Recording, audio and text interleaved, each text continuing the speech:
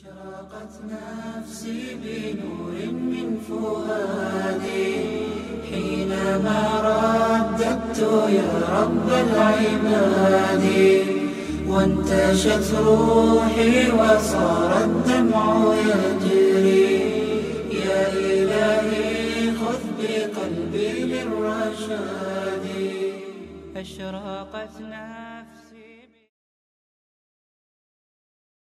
Bakara suresi 194. ayetten başlayıp okuyumuz inşallah. Bismillah, elhamdülillah ve salatu ve selam ala Resulillah ve ala alihi ve sahbihi ecma'in.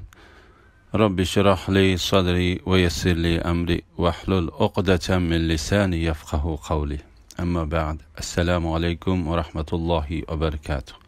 Tövende tehtanlığa İbn Kesir rahimahullah'ın Kur'an-ı Kerim tefsiri Uygurca tercümesinin Bakara suresi 194. ayetinden başlayıp okuyayım inşallah. Ben de Euzubillahimineşşeytanirracim. Uruş haram kılıngan ay, uruş haram kılıngan ayga tengdir. Yani uruş haram kılıngan aylarda düşmanınlar sizlerge çekilse, şu aylarda sizlermi ulağa çekilsanlar boludu. Hürmeti saqlanışqa tegishlik narsalarni tang barobar, ya'ni hurmati saqlanishqa tegishlik narsalarni boshqalar dafsanda qilsa, intiqom elish yuzasidan sizlarmi ularni dafsanda qilsanglar hech yomoni yo'q. Birov sizlarga qanchalik chiqilsa, qanchalik chiqilgan bo'lsa, sizlarmi uningga shunchalik chiqilinglar. Allohga taqvodorlik qilinglar. Bilinglarki, Alloh taqvodorlar bilan birlidir. Uruş kılıç çeklengen aylarda düşman uruşunu başlamasa uruş kılıçının haramlık. İbn Abbas, Zahhak, Suddi, Qatada, Muqsim, Rabi İbn Anas, Ata ve başkalar mundaqdaydı. Peygamber aleyhisselam Hicri'nin 6. yılı ömrüge ihram bağlap haremge mangan idi. Kafirler Uni ve onun bilen bildimangan Müslümanlarni uruş haram kılıngan Zulqaide ayida haremge kirishdan to'sdi. Peygamber aleyhisselam ular bilan keladigan yili haremge kirish uchun kelishim tuzdi. Shuning bilan u Müslümanlar bilan billa keladigan yili haremge kirdi. Allah Teala onunga kafirlardan qisas ilib bergenlikini bayan kılıp bu ayetini düşürdü. Uruş haram kılıngan ay, uruş haram kılıngan ayga tengdir. Yani uruş haram kılıngan aylarda düşmanınlar sizlerge çekilsa, şu aylarda sizlermi ulağı çekilsanlar boludu. Hürmeti saqlanışqa tegishlik narsalarni teng barobar, yani hürmeti saqlanışqa tegishlik narsalarni boshqalar dafsanda qilsa, intiqom elish yuzasidan sizlarmi ularni dafsanda qilsanglar hech yomoni yo'q. İmam Ahmed Cabir ibn Abdullah'ın mundaq deganligini rivayet qiladi. Peygamber aleyhisselam uruş çeklengen ayda kafirlar tarafından hücumga uçurmasa, uruş qilish uchun hücum başlamaydı. Uruş qilayotgan bolsa, uruş çeklengen ay kirse, u ay chiqib ketkichilik uruş qilmaydi. Peygamber aleyhisselam Hudaybiyada chidir tikib turayotgan vaqtda onunla Osman radıyallahu anhu'nun öldürülgenligi hakkında haber yetip geldi. Peygamber aleyhisselam Osman'ı bir parça xat bilen müşriklarga evetken idi. 1400 sahabe derehinin aslında Peygamber aleyhisselamga kafirlar bilen jang qilishga bayat qildi. Ondan Peygamber aleyhisselamga Osman'ın öldürülgenligi hakkındaki haber yetip gelgende urushdan to'xtab kelishim qilmoqchi bo'ldi. Ondan keladigan yili haramga kirishga kelishim qildi. Shuningdek Hunayn kuni Havazin qabilasi bilan bo'lgan urushda ularning ichidan yengilganlari Taifdagi sepilga kirib olgan edi. Payg'ambar alayhissalom Taifga otlanib o sepilni qorshog'iga oldi. Peygamber aleyhisselam sepilga men çanak bilen hücum kılıvatkan günlerde Zulqaida iyi kirib qoldi. Payg'ambar alayhisalom qurshovni 40 kungacha davomlashtirdi. İmam Buxoriy va Muslim bu haqda Anas radhiyallohu anhuning mundaq deganligini rivoyat qiladi. Bu qurshovda ko'plagan sahoba o'lib ketganligi uchun Payg'ambar alayhisalom Toifni ishg'ol qilishdan yondi. Ondan Jairona degan yerdan umriga ihrom bog'lab Makkaga qaytib, Hunaynida olgan o'ljilarni urushga qatnashgan sahobalarga bo'lib berdi. Payg'ambar alayhissalomning bu qitimqi umra hajjimi Hijriyaning 8-yili bo'lgan edi.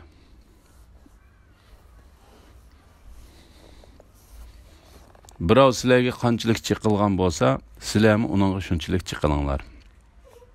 Ya'ni Alloh taolo mushriklarga odillik qilishga buyurdi. Alloh taolo bu haqda mundaq deydi: Agar o'zinglarga yetgan ziyon zahmat uchun intiqom olmoqchi bo'lsanglar, o'zinglarga yetgan ziyon zahmat qanchalik bo'lsa, shunchalik intiqom olinglar. Ya'ni oshirib etmanglar. Allohga taqvodorlik qilinglar. Bilinglarki, Alloh taqvodorlar bilan birlidir. Ya'ni Alloh taolo musulmonlarni o'zidan qo'rqishga, bo'ysunishga va taqvodorlik qilishga buyurdi. Bunda qilgan kishilarga dunyo va oxiratda yordam beradiganligini bayon qildi. Allohning yo'lida pul mol sarf qilinglar. O'zinglarni halokatga tashlamanglar. Ihson qilinglar. Ihson qilguvchilarni Alloh haqiqatan do'st tutadi. Allohning yo'lida mol mulkni sarf qilishga buyurish. Allohning yo'lida pul mol sarf qilinglar. O'zinglarni halokatga tashlamanglar. Imom Buxoriy bu oyatning ma'nosi haqida Hudayfaning mundaq deganligini rivoyat qiladi. Bu oyat mol mulkni Alloh taolo yo'lida sarf qilish to'g'risida tushgan. Boshqa olimlardanmi mush rivoyat bayon qilindi. Lays ibn Sa'id Yazid ibn Abu Hubaybdan Aslam Abu Imronning mundaq deganligini rivoyat qiladi. Konstantiniyada muhojirlarning ichidan bir kishi dushmanning sepiga o'zini etib bosib kirdi. Abu Ayyub Ansari degan sahaba biz bilan birga edi. Ba'zi kishilar dushmanning sepiga o'zini atgan kishi o'zini halokatga otdi deyishdi. Abu Ayyub Ansari mundaq dedi: Biz bu oyatning ma'nosini obdan bilamiz. Bu oyat biz to'g'riliq tushgan. Biz payg'ambar alayhissalomga hamroh bo'lib, nurg'unlagan janglarga qatnashib, uningga yordam qildik. Ondan islom kengayib, g'alaba qilganda biz ansorilar bir yerga yig'ilib, Alloh taolo bizga payg'ambarining sahobalaridan qilish va uningga yordam beradigan kishilardan qilish orqali marhamat qildi. Islomni kengayib, uningga ishonadigan kishilarmi ko'paydi. Biz payg'ambar alayhisalomni ayollarimiz, bolalarimiz va mol mulklarimizdan ustun ko'rdik. Urushmi to'xtadi. Endi biz bola chaqalarimizning holidan xabar olish bilan shug'ullansak, tijorat qilib mollarimizni ko'paytsak deyishdik. Shuning bilan bizning haqqimizda Allohning yo'lida pul mol sarf qilinglar, o'zinglarni halokatga tashlamanglar degan oyat tushdi. Ya'ni bu oyatdagi o'zinglarni halokatga tashlamanglar degan so'zning ma'nosi sizlar Alloh taolaning yo'lida urush qilishni tashlab, bola chaqalaringlar va mollaringlar bilan bo'lib ketmanglar deganlikdir. Abu Davudning Aslam Abu Imrondan qilgan rivoyatida mundaq deyildi: Biz Konstantiniyada edik. Misrdan kelgan kishilarga Uqba ibn Amir, Shamliqlarga Fuzala ibn Ubayd degan kishi mas'ul edi. Shahar tarafdan Rumning cho'ng bir qo'shini chiqib, saf tuzib turdi. Bizmi ularga qarshi saf tuzib turdik. Musulmonlarning ichidan bir kishi ularning ichiga etilib kirib, yenib chiqdi. Kishilar unga qarab to'lab, Subhanalloh, u o'zini halokatga tashladi deyishib ketdi. Ansarilardan bo'lgan Abu Ayyub: "Ey xaloyiq, sizlar bu oyatning ma'nosini boshqa bir ma'noda tushundikansizlar. Bu oyat biz ansarlar to'g'risida tushgan. Alloh taolo o'zining dinini ustun qilib, uning diniga yordam beradigan kishilar ko'p bo'lganda, biz ansarlar o'zaro mollarimiz tarafga yuzlanib urush qilamiz deb uningga tortgan ziyonlarimizni to'liqlab olsak deyishdik. Ondan Alloh taolo bu oyatni nozil qildi dedi. Abu Bakr ibn Ayyash Abu Ishaq Sabi'ning mundaq deganligini rivoyat qiladi. Bir kishi Baro ibn Azibdan agar men dushmanga yolg'iz etilib kirsam, ular meni o'ltirib etsa, men o'zimni halokatga atgan bo'lam deman deb so'radi. Baro: "Yo'q, chunki Alloh taolo payg'ambarga mundaq dedi: Ey Muhammad sallallohu alayhi vasallam, Allohning yo'lida jihad qilgin. Ya'ni o'zing yolg'iz bo'lsangmi jihad qilgin. Sana g'alaba va'da qilingan. Munofiqlarning jihaddan qilib qolganligiga ahamiyat berib ketma. Sen faqat o'zingga javobgarsan. Ammo Allohning yo'lida pul-mol sarf qilinglar, o'zinglarni halokatga tashlamanglar degan oyat Alloh taolaning yo'lida mol-mulkni sarf qilish to'g'risida tushgan deb javob berdi. Oyatning qisqacha ma'nosi: Alloh taolo o'zining yo'lida yaxshi ishlar uchun pul-molini sarf qilishga musulmonlar kofirlar bilan urush qilganda, ularning kofirlar ustidan g'alaba qilish uchun pul-molini sarf qilishga buyurdi. Va pul-molini kofirlar bilan urush qilishdek yaxshi o'rinlarga sarf qilmagan kishining halokatga duchor bo'lganligidan xabar berdi. Uning orqadan Alloh taologa bo'ysunishning eng oliy darajada bo'lgan ihsonga buyrup mundaq dedi: "Ihson qilinglar. Ihson qilguvchilarni Alloh haqiqatan do'st tutadi." Haj bilan umrani Alloh uchun to'liq o'rinlanglar. Agar dushman yoki kasallik sababidan hajni yoki umrani ado qilishda to'sqinlikka uchirsanglar, u holda nima o'ng'ay bo'lsa, ya'ni to'ga, kala, qo'ydan nimani topa olsanglar, shuni qurbonlik qilinglar. Qurbonlik qilinadigan mol joyiga, ya'ni belgilangan joyiga yetmagicha beshinglarni tushirmanglar. Sizlardan kimiki kasal, ya'ni chechini tushirsa, ziyon qiladigan kasal yoki beshida illat, ya'ni bosh og'riqi, pitqa o'xshashlar bo'lib, beshini tushirmasa, fidya qilish yuzidan 3 kun ro'za tutsin yoki 6 miskinga 3 sa sadaqa bersin yoki biror mol qurbonlik qilsin. Aminlikda bo'lgan chig'inglarda oranglardan umr qilgandan keyin haj qilishdan bahramand bo'lgan odam, ya'ni hajdan burun umr qilib tamomlagan odam nima o'ng'ay bo'lsa, shuni qurbonlik qilsin. Puli yo'qlikdan yoki qurbonlik mol yo'qligidan qurbonlik mol topolmagan odam haj jarayonida 3 kun ro'za tutsin. Hajdan qaytgandan keyin 7 kun ro'za tutsin. Uning hammasi 10 kun bo'ladi. Mana bu, ya'ni ömür qilgan odamga qurbonlik qilish lozimligi yoki ro'za tutish haqidagi hukm Masjidi Haram doirasida, ya'ni haramda o'ltirishlik bo'lmagan kishilar uchundir. Allohga taqvodorlik qilinglar. Bilinglarki, Allohning azobi qattiqdir. Haj bilan ömrning faoliyatlarini to'liq ado qilish to'g'risida. Alloh taolo yuqorida ro'za tutish va Alloh taolaning yo'lida kofirlar bilan urush qilishning hukmlarini bayon qilgandan keyin hajning faoliyatlarini bayon qilishga boshlab, haj bilan ömrning faoliyatlarini to'liq ado qilishga buyurdi. Bu oyatning bosh oyog'i haj bilan ömrni boshlab bo'lgandan keyin uning faoliyatlarini to'liq ado qilishni o'z ichiga oladi. Şuna Allah Teala bu ikisini to'liq ado qilishga buyurib bo'lgandan keyin mundaq dedi: Agar düşman yoki kasallik sababidan hajni yoki umrini ado qilishda to'sqinlikqa uchirsanglar ya'ni Beytullahga yetib berishdan va haj bilan umrning faoliyatini to'liqlashdan cheklansanglar. Shunga bütün olimlar haj va umr qilishni boshlagan kishi u ikkisining faoliyatlarini oxirigacha to'liq ado qilishi vojib degan so'zda birlikka keldi.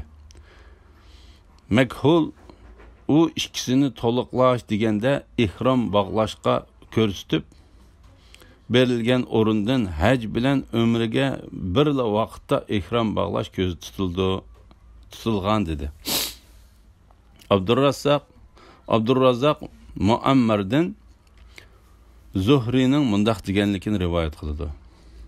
Umar Alloh taolaning haj va umrani Alloh uchun to'liq o'rinlanglar degan oyatining ma'nosi haqida u ikkisini to'liqlash degan har birini ayrim qilish, ya'ni hajning oylarida, umrni hajning oylaridan boshqa oylarda qilish deganlik bo'ladi.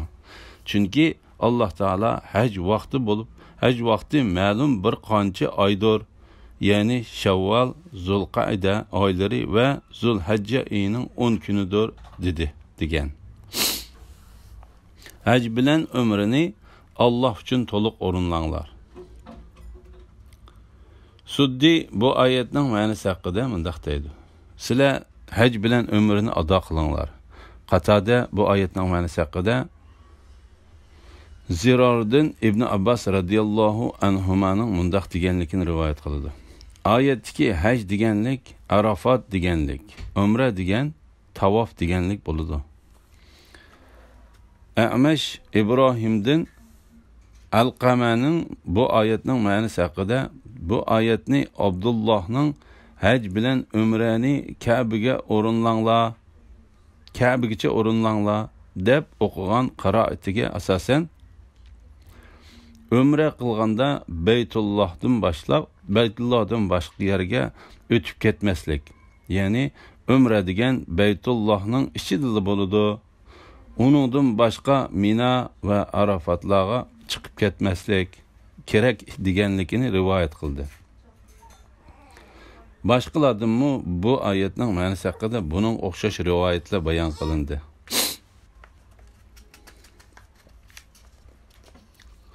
Hajga yoki umriga ihrom bog'lagan kishining yo'lda to'silib qolganda qiladigan ishlari.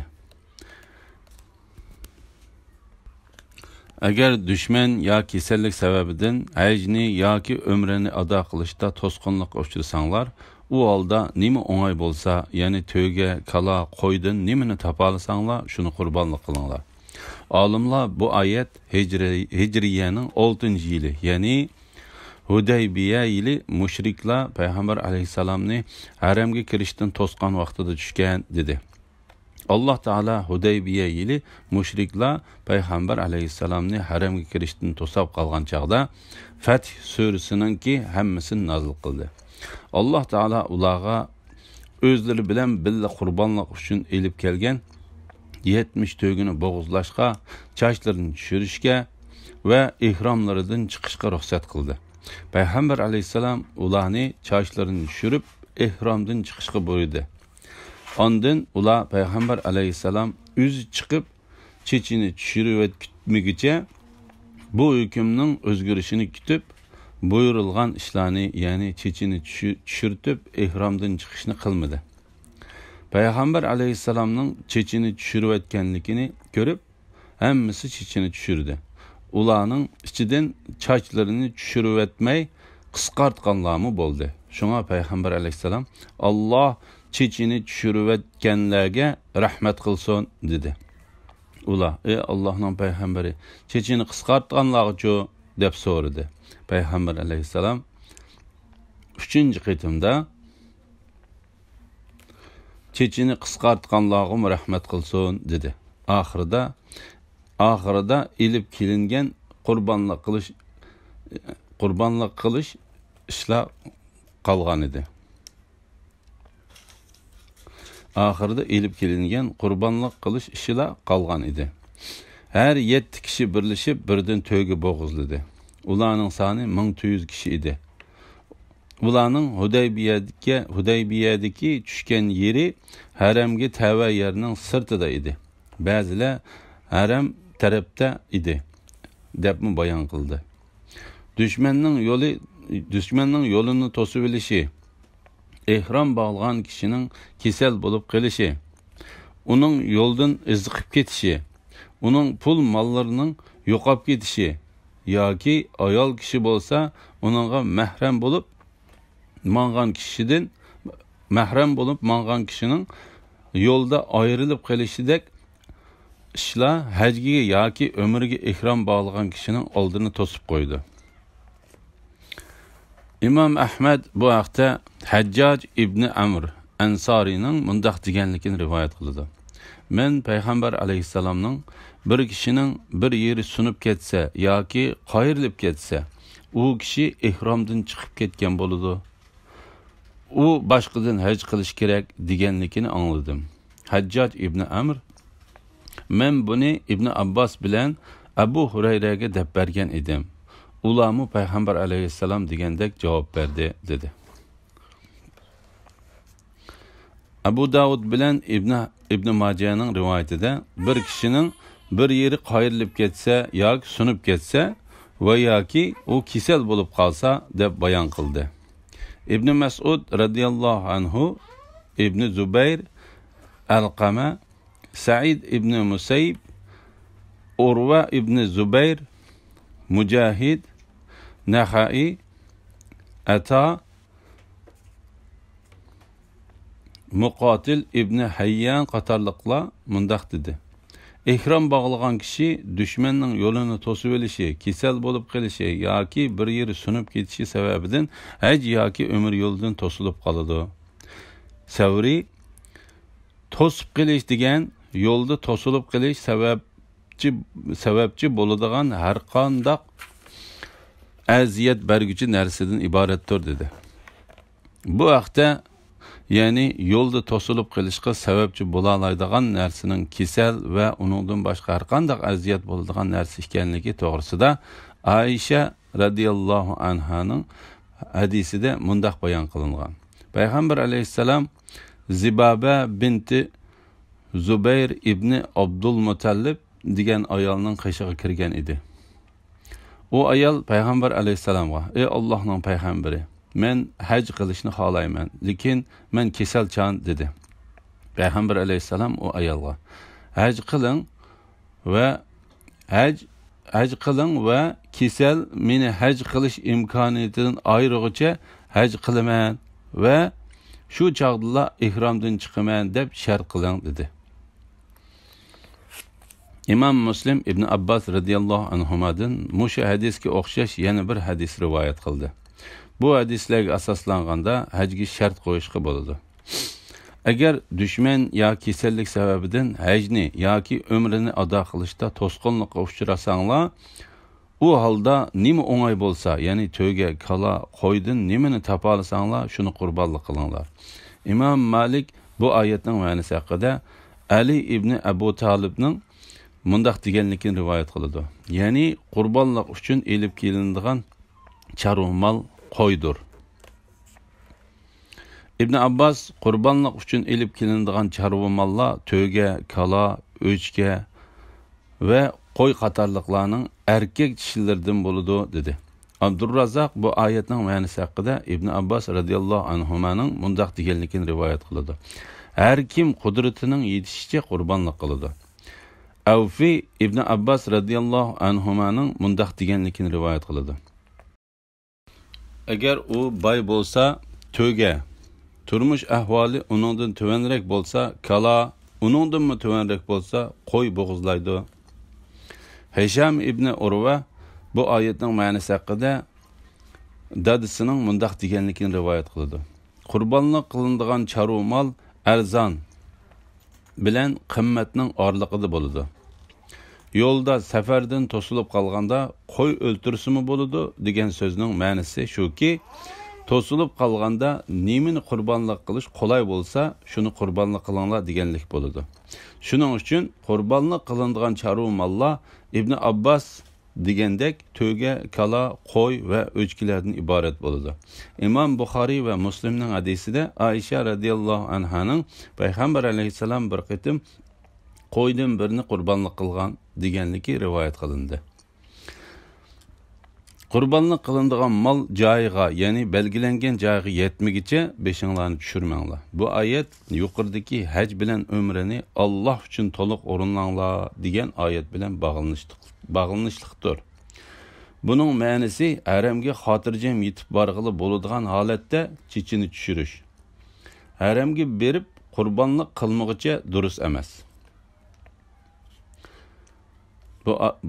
Bunun ma'nosi haramga xotirjam yetib borg'ili bo'ladigan holatda chechini tushirish, haramga berib qurbonlik qilmoqcha durust emas. Qurbonlik qilinadigan mol joyiga, ya'ni belgilangan joyiga yetmagicha beshinglarni tushirmanglar. Agar u haj bilan umriga ihrom bog'lagan kishi bo'lsa, haj bilan umrning faoliyatlarini to'liq ado qilib bo'lgandan keyin haj faoliyatlarini tamomlanadi. Haj faoliyatlari tamomlanadi.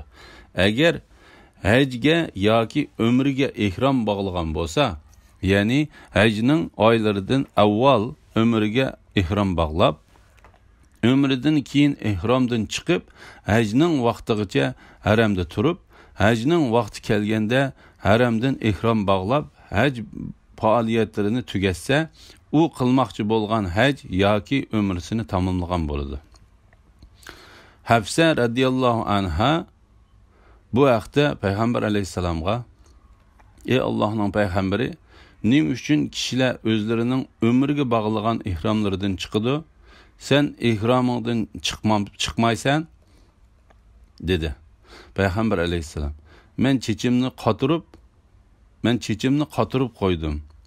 Qurbonlik qilmoqchi bo'lgan melimning bo'yniga qurbonlik ekanligini bildirish uchun bir narsa esib qo'ydim. Ihromdan uni qurbonlik qilmoqcha chiqmayman. Ya'ni ihromdan hajni qilib bo'lib chiqaman" dedi. Ihromning ichida turib chechini tushirayotgan kishiga fidyaning vojib bo'lganligi.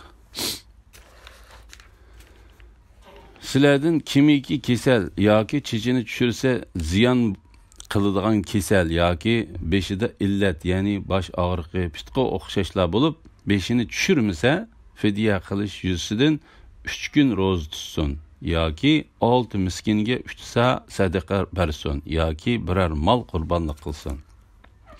Imom Buxoriy bu oyatning nozil bo'lishi sababi to'g'risida Abdurrahman ibn Isfihaning mundaq deganligini rivoyat qiladi. Men Abdulloh ibn Maqqalning mundaq deganligini angladim. Men Kufining masjidida Ka'b ibn Ajarning qishida o'ltirib, uningdan fidya uchun qancha kun ro'za tutadiganligini so'radim. Uning uchun fidya uchun qancha kun ro'za tutilganligini so'radim. Ka'b ibn Ajar: "Men payg'ambar alayhisalomning yeniga pitlar mening yuzimga tushgan holda ilib berildim. Payg'ambar alayhisalom: qiyinchilik sana bu darajada yetganligini o'ylamagan edim. Fidya uchun bir qo'y topalamsan? Fidya uchun bir qo'y topolmamsan?" dedi. Men yo'q dedim. Payg'ambar alayhisalom: "Agar fidya bergili bir qo'y topolmasang, 3 kun ro'za tutqin yoki 6 miskinga har miskin uchun yerim saatdan taom berib chechangni tushirib etgan" dedi. Chechangni tushirtgin dedi. Ka'b ibn Ajar: "Bu oyat men to'g'risida tushdi, lekin u sizlarga o'rtaqdir" dedi. Imom Ahmad Ka'b ibn Ajarning mundaq deganligini rivoyat qildi. Payg'ambar alayhisalom mening qishimga keldi. U chaqda pitlar yuzlarimga yamrab ketgan holatda o'choqqa o't qalavatdim. Payg'ambar alayhisalom: "Sana beshingdagi jonivorlar aziyat yetkazyapti" dedi. Men "Ha" dedim. Payg'ambar alayhisalom: chechingni tushirib etib 3 kun ro'za tutqin yoki 6 miskinga taom bergin va yoki bir narsa bo'g'izlagan dedi.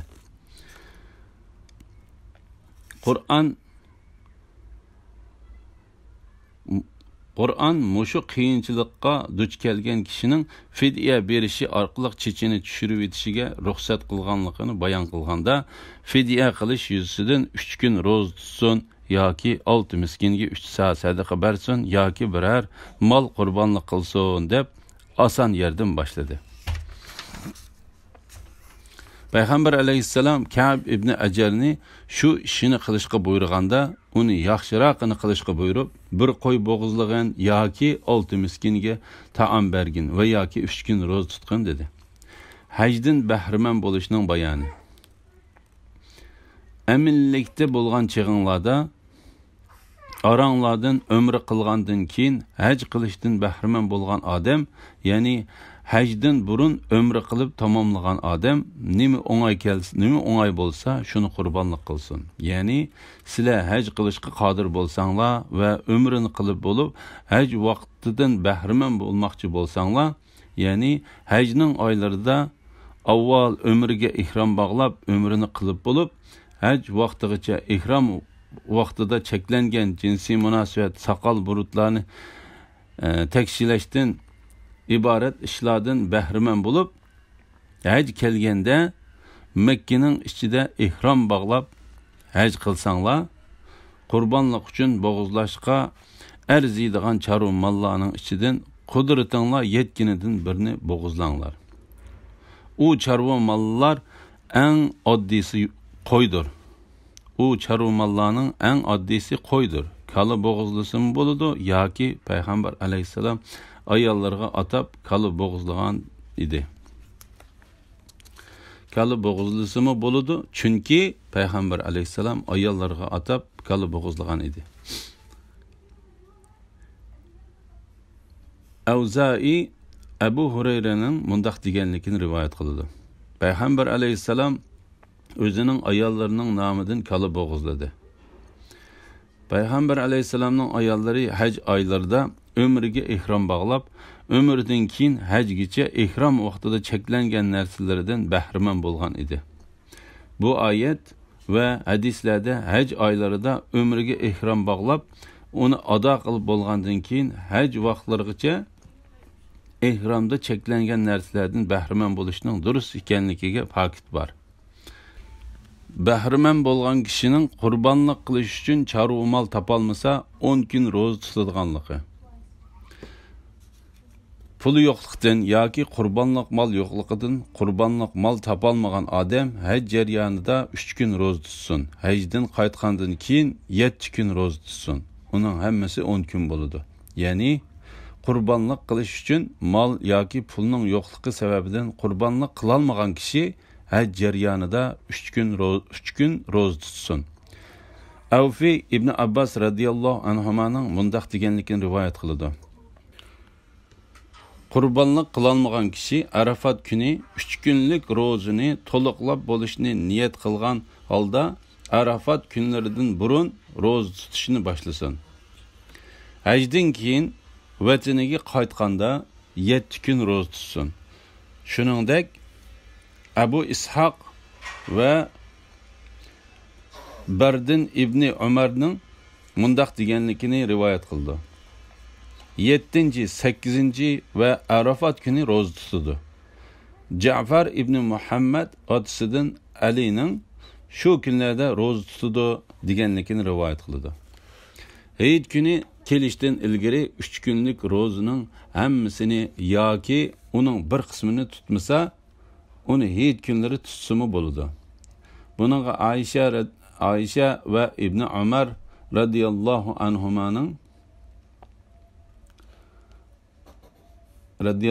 anhumning hayit kunlari ro'za tutish qurbonlik qilish uchun mol topolmagan kishilarga ruxsat qilindi degan so'zlari dalil bo'lib, buni Imom Buxoriy rivoyat qilgan. Sufyan Ja'far ibn Muhammadning otasidan Ali radhiyallohu anhuning mundaq deganligini rivoyat qildi. Haj jarayonida tutolmagan ro'zani hayit kunlari tutsa bo'ladi. Allah Taala'nın hac jarayonida 3 kun roza tutsin degan oyatining hayitdan keyingi kunlarni o'z ichiga oladiganligi uchun ulamolar mushundaq deb qaragan. İmam Muslim Qutayba Hazaldan Peygamber aleyhisselamның mundaq deganligini rivoyat qiladi. Hayit kunlari yeb ichish kunlaridir. Hajdan qaytgandan keyin 7 kun roza tutsin. Uning hammasi 10 kun bo'ladi. Bu oyatning ma'nosi haqida ikki xil ko'z qarash bor. Biri, sizlar haj faoliyatlarini tugatib bo'lib, yotoqlaringizga qaytsanglar 7 kun roza tutinglar. Yana biri, sizlar hajni qilib bo'lib, yurtinglarga qaysanglar 7 kun roza tutinglar. Abdurrazzaq Salimning mundaq deganligini rivoyat qiladi. Hajdan qaytgandan keyin 7 kun roza tutsin degan oyatning ma'nosi haqida Ibn Umarning o'zining bola chaqalarining yurtiga qaytganda 7 kun roza tutdi deganligini angladim. Boshqa olimlardanmi shuningga o'xshash rivoyatlar bayon qilindi. İmam Buxoriy Salim ibn Abdullahdan İbn Umar radhiyallohu anhumaning mundaq deganligini rivoyat qiladi. Payg'ambar alayhissalom ömrünün oxiridagi vidolashish hajida umriga ihrom bog'lab, ömrünü qilib bo'lgandan keyin hajgacha bo'lgan orliqda ihrom bog'lagan vaqtda cheklangan narsalar bilan bahramand bo'ldi. O'zi bilan billa Zulhulayfa degan yerdan qurbonlik uchun elib kelgan molni bo'g'izladi.